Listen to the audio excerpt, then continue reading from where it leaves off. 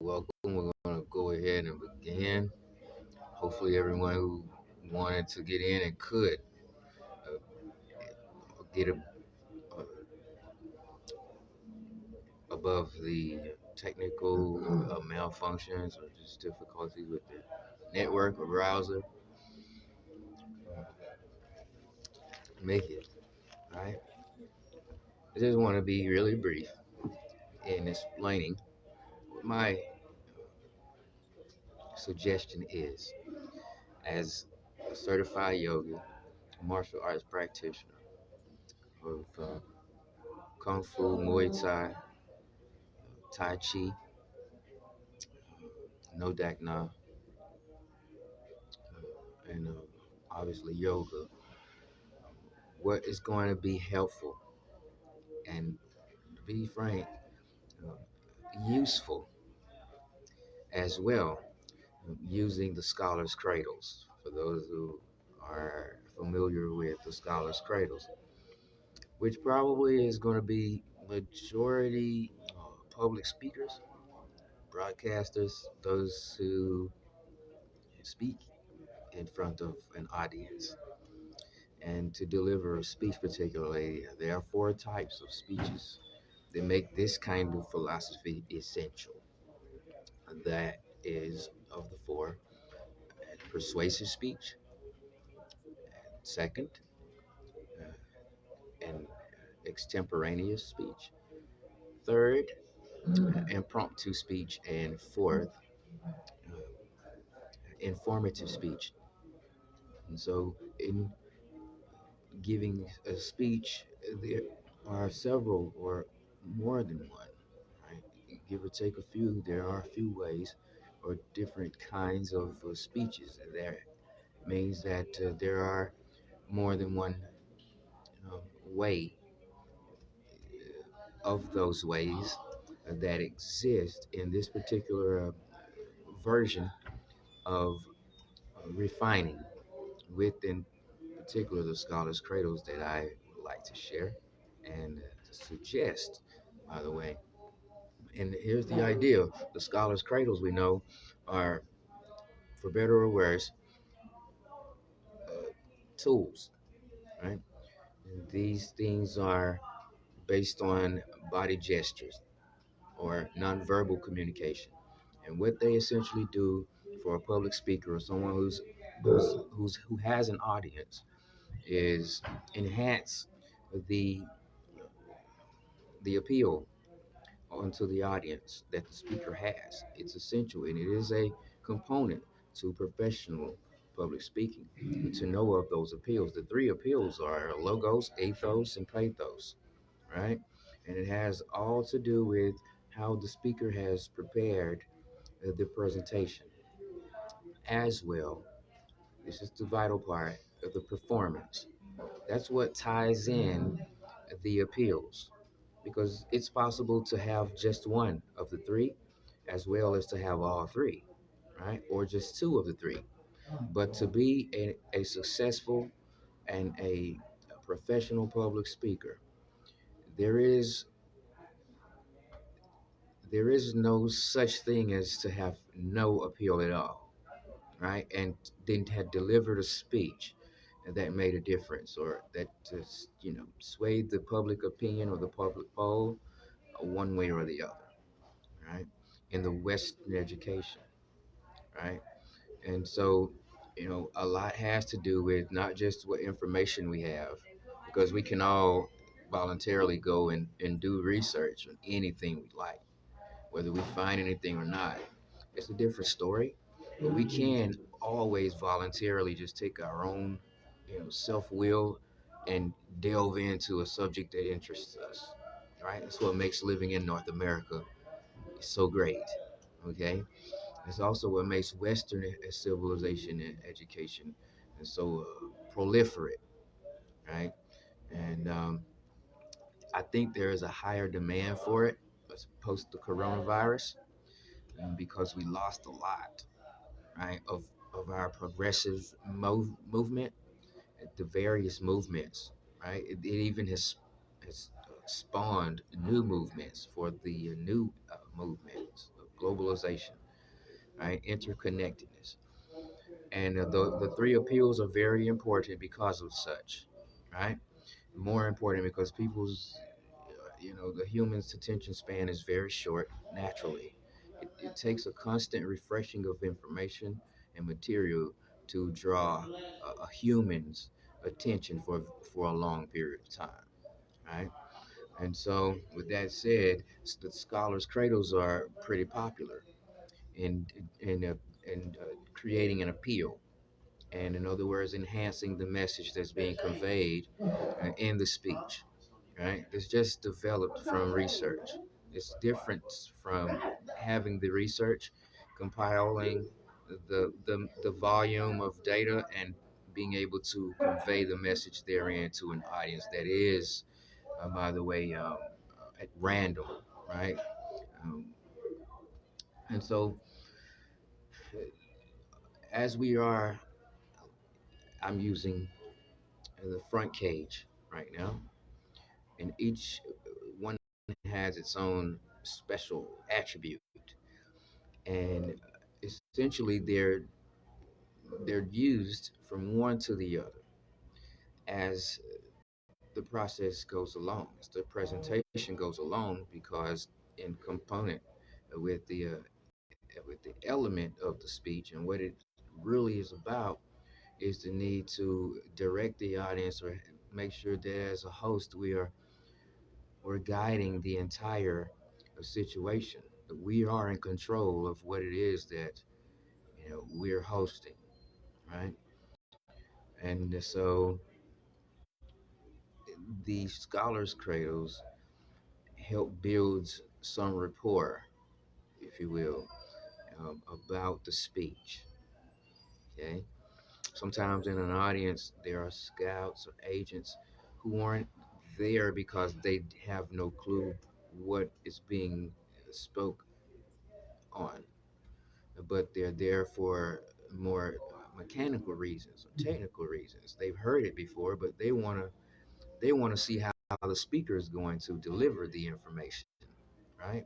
This is how people get signed on to deals and jobs and contracts, scouted.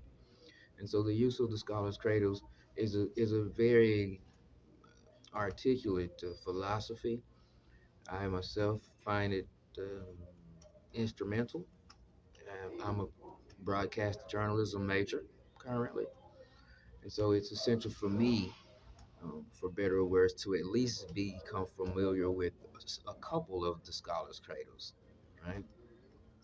And so as I use that tool pretty frequently, obviously, uh, rather than an astronaut or a mechanic or a plumber or a doctor or an attorney, right?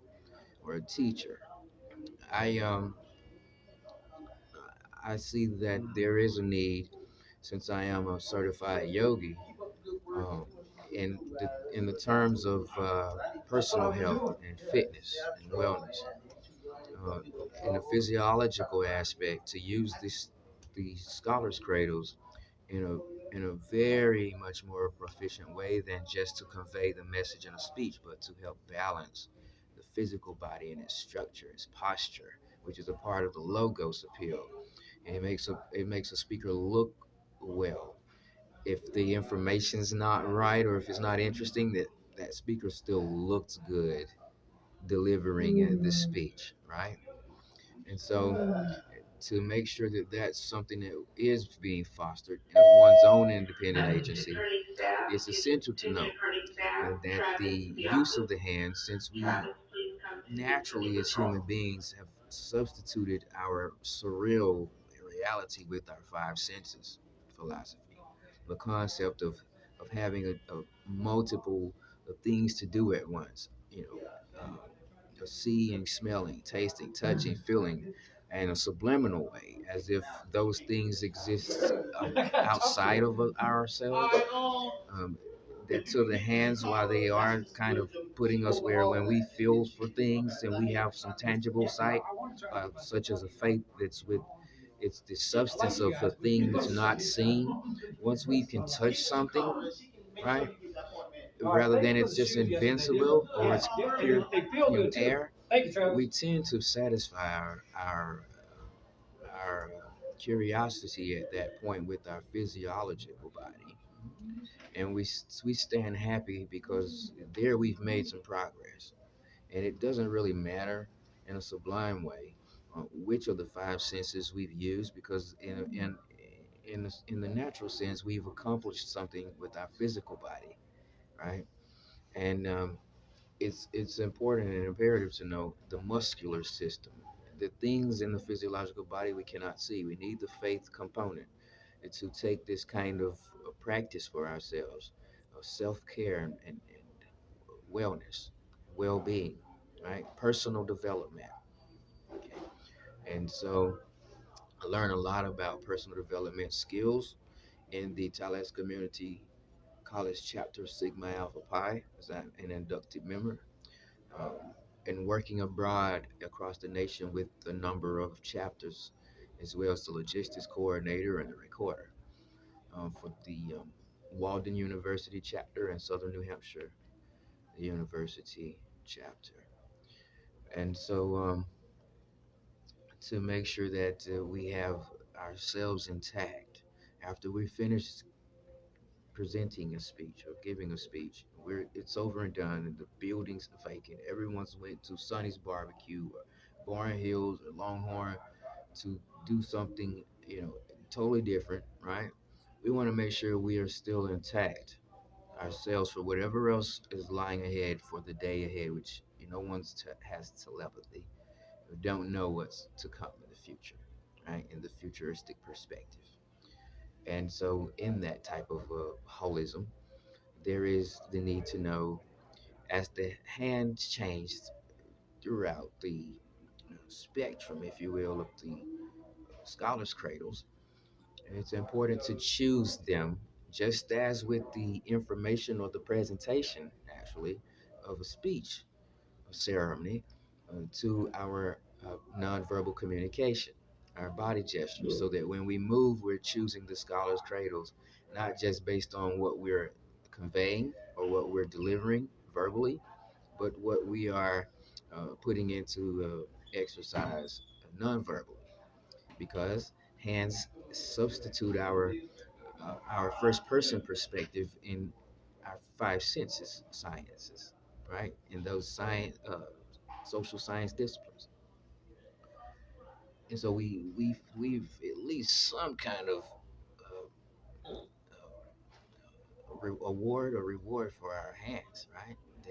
Our hands deserve something because they're like a second us, we have like a dual band of communication, because in the Western education we do use our hands in a quite philosophical way, to which doesn't have to mean anything, right? Or could mean it all. And in between those two wings, there is the physiological body that's doing what's called an allostatic load. The allostatic load is the daily wear and tear that the body takes to deal with stress. And there is no way we can eliminate all stress, right? Because we have, as human beings or social beings, humans or social beings, we've a need to to go back and forth, right?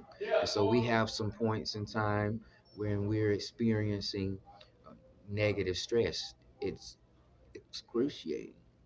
It's excruciating and it's painful and it's sad, right? That's distress. That's negative stress. And then we have the birthday parties or the movies or a date or a football game we attend live or we watch on television or video game. That's stress as well. When we're exerting high energy and adrenaline is rushing and cortisol is starting to flow through our body to supply us with energy, to what we're using, the energy that we're burning, the adrenaline, right? When we start to increase the adrenaline pressure and rate. and uh, and so the body is going to deal with it all the way around, regardless of what our mind tells us that everything's okay or everything's terrible.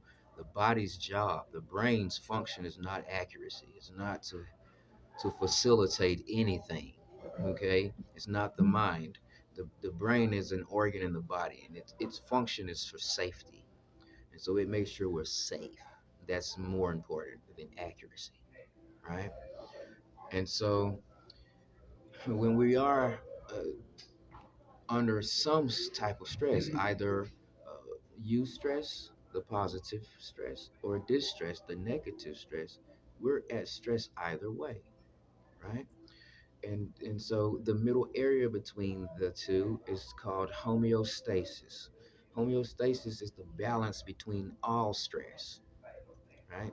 And since essentially we cannot eliminate all stress because we need some positive stress as humans to survive. We need these things, some aggression. The nature of a human is aggressive, right? Because the natural course, the inevitable course of a human is the 5 step life cycle, right? It doesn't go to 10 or 15 or 24 or 360 or 12, right? And so using the hands as much as we do when we use such as the scholars cradles, interestingly to me, develops, since I also have a certification in psychology research methodology, revised 2018, such a need to rely on our hands to accommodate us, right? Rather than use the naked eye to either see something or and make it definite, or to look at something and balance back and forth, consider it, or to watch something and just succumb to the naked eye and what it sees. We have a physiological effect that's going on known as the allostatic load. This means that the body has a daily wear and tear, not ever so often, even the daily wear and tear from dealing with stress, right? This means, regardless of whether we're in agreement or disagreement with this, any kind of occurrence, right? The body, because of the brain, that's that is fostering safety, is saying this. Let's do it. Let's handle it. Let's handle it. Let's handle it. Let's handle it. Let's handle it. Right? And so there is the the physiological body that's going through the increased heart rate when we get excited, whether it's for a negative reason or a positive reason. We're getting excited, our adrenaline's starting to rise. And one sign of this is the on the top of the skin, it starts to perspire, and we see it start to glisten. And we begin to experience a higher perspiration, right? That's a physical sign. Inside the body's releasing cortisol, right? And epinephrine, and to help us, and while we sustain the stressful activity or event, right? And our neurotransmitters are working. The autonomic nervous system is working.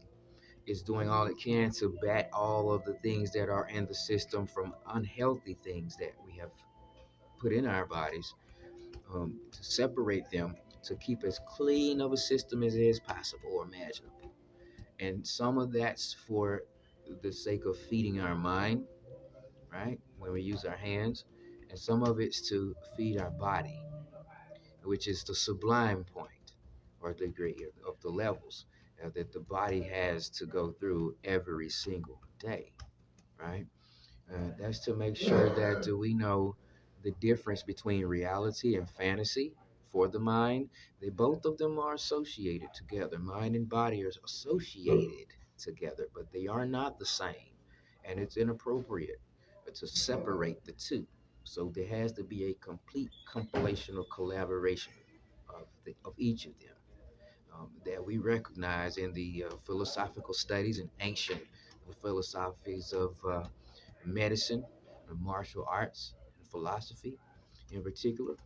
And so, as I do yoga and and stretch the body out and increase the heart rate and increase the respiratory rate and things like that.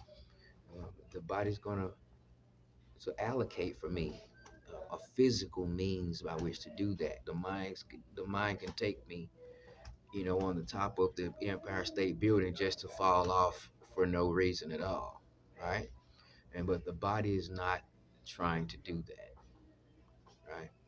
And so, with that said, using the scholar's cradles, such as this is the front cage, or if I were to go into the Merkle, right? Or if I from there went to the finger prison, right? Or if I did the thumb bind, or the apex cradle, right? Or the six gun, right? Or the magic, or the beseech, or the clasp, right? Or if I just did the handshake, either of them, and during a speech or presentation, I'm going to divide them componentially with the composition of the speech, so that I'm, proficiently delivering a speech or giving a speech.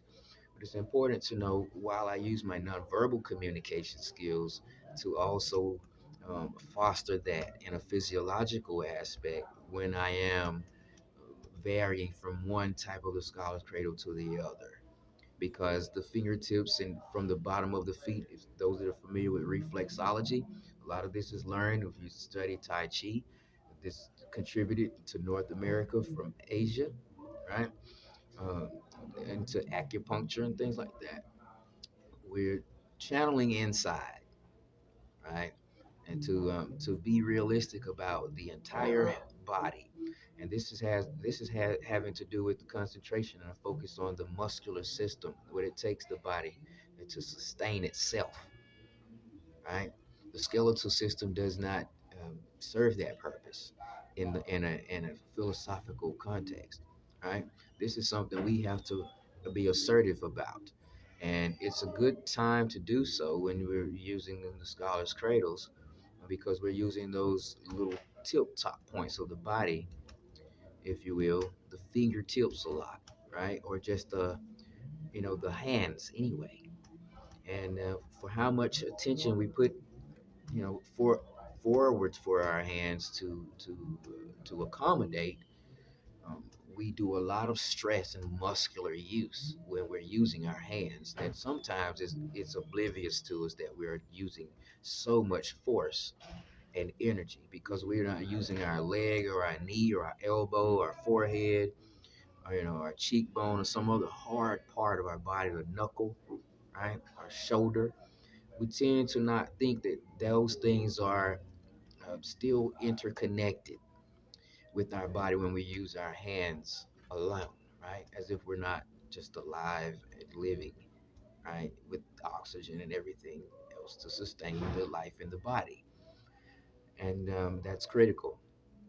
Even though very many public speakers can do a very good job delivering a speech, it's important to know, you know, they may not all be in the very best of personal care while looking very good and having much logos to be congratulated for, right? Or to receive accolades for, right?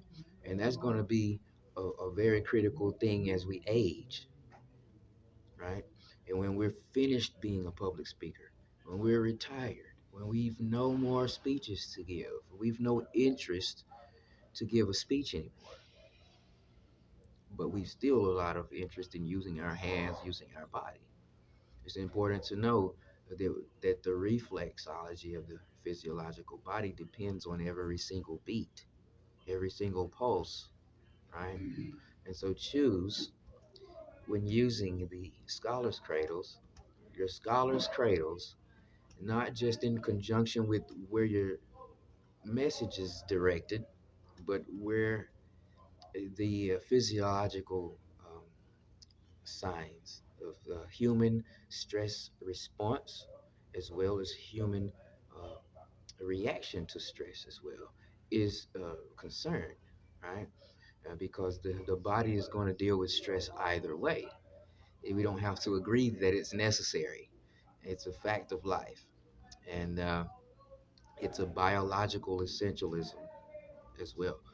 So, if I were to talk about the sports uh, score, let's go score on the Yankees and the Mets, right? It's not a stressful speech or conversation, right? And so I may very well just use the beseech, right? But we use the beseech, and I use it as an example because it's going to serve a good example in this particular situation. When I use the beseech, I have interlocked my thumbs and fingers, each hand to each other, right? That's done a lot of increasing my heart rate and the rate at which I will perspire or that I will breathe and supply myself with the proper amount of oxygen to particularly stand with good posture, to not slump over, to not kind of almost just give up or just give off that I'm not interested in talking at all, but I'm going to talk for the sake of something sublime, right? In other words, I'm not going to pay very much attention to who it is that's going to talk to me or listen to me, and that's a terrible kind of rapport to build with the person or people, and it's not Western state of the art ethics either, right? And so the beseech is one of those critical uh, ones, and that's going to do some locking, right? It's a lock and interlock maneuver or performance, and of course, the blood flow is going to be compensated. It's going to go somewhere else from where it was flowing there because it's been modified, right? By what's frankly a superficial maneuver because scholars' cradles are not mandatory. It's a skill, right? An art. And so when I do this, is going to distribute the blood flow evenly still, so it's going elsewhere. And over a period of time, I'm going to start to feel that effect, right? And of course, as has been um, instructed before, I'm going to change into a different one, like back to the front cage. It's not just because, therefore, what I'm saying. It's also because it's alleviating some of the excess stress from me, right? For me. And so this is what I want to share that's important, right? And as this starts to tire me, I as well, will just authentically go to a different one. And I will choose them, and hopefully you will too start to choose scholars' cradles, not just based on what you're saying and to the point of persuasion, but to the point of physiological awareness, right? To how to remain vital in the body, how to remain fit and healthy, and how to benefit from every single move, every single muscle that we use, right? Rather than to lose something every time we use a muscle. Like we not live as long as we get to live nowadays, if that was the case, I imagine. And so, uh, the same thing with the apex, right? Because what goes up must come down. Newton's law, right? So the apex is a critical one as well. If I've used the apex, the blood from the tip of my fingers, which is very prominent, paramount by the way, because we generally have our hands to our sides when we're not using them. And so the blood's really to the tip of our fingertips and our thumb tips, right? A lot. Okay. And so if I use the apex cradle, the blood's gonna go the opposite way, and that's a large volume of blood, right? Or plasma. Okay. And so I'm gonna have to, you know, facilitate this physiological need I have to use my hands and pose such meaning that's just beneath the sublime level of verbal communication, right? And to convey a message and to have this image that supports my desire to convey a message to a random audience, right, or a sublime audience. Okay, that means that audience could totally be in or out of the spew, if you will, of what I'm going to sustain from standing giving a speech, right? So this is why personal development is important. Some people are not at the in the audience to hear the speech because they need the information. Agents exist. They want the mechanics, right? And so the logos, obviously, as it's one of the three appeals, is an existing appeal. And this is a component, if you will, it goes right along with the philosophy of the logos appeal, particularly. And so, if I were to use the thumbs bind, it's got that feel. We can feel the muscles work inevitably all the time, right? And so, to help get out of the sublime, I want to say or suggest choosing the scholar's cradles according to um, an ancient philosophy, right? That is about the energy and within the body, that is intrinsic motivation based energy, not that has an external cause, right?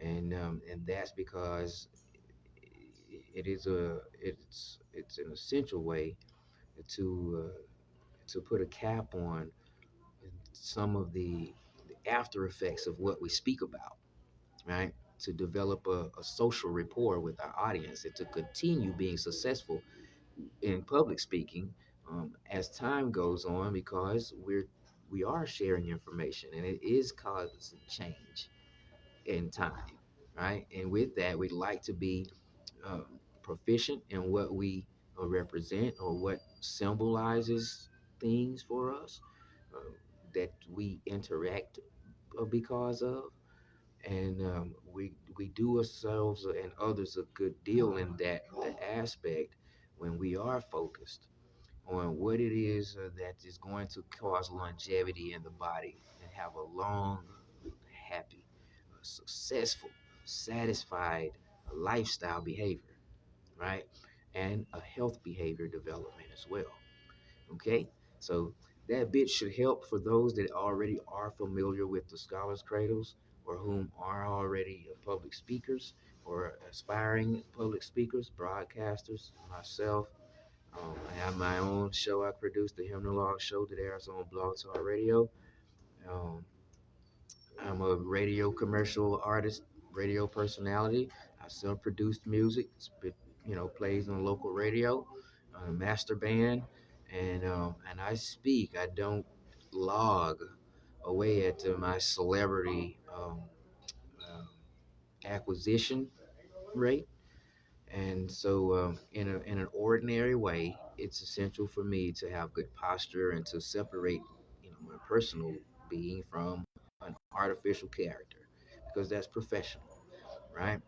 And so, before you end up as someone and that's it, and instead of to remain with your name, right, for the person that you like, when you look in the mirror in your own private time, um, I suggest using the Scholar's Cradles, not just to enhance the speech or the presentation, but to enhance the vitality in the body, because it's right there. It's not invincible, right? And hopefully you find that helpful. Till next time, see you again in the group. Some other things, lots of exciting things we're going to discuss and approach, frankly, as well as we journey through psychology, sociology, the social sciences disciplines. Right, I'm proficient in that area. Though I'm a broadcasting journalism major, um, in sync with that is the need, as I am trying to explain, to be a developed individual, because information's going around all the time. We can always, just at that word information, go our own separate ways and be totally 100% fine, even brand new, refreshed, renewed, refined the whole step, every step of the way, right? And so it's not just about information or sharing, right? It's about longevity and things that no one else has control over but you, right? So hopefully this you find helpful.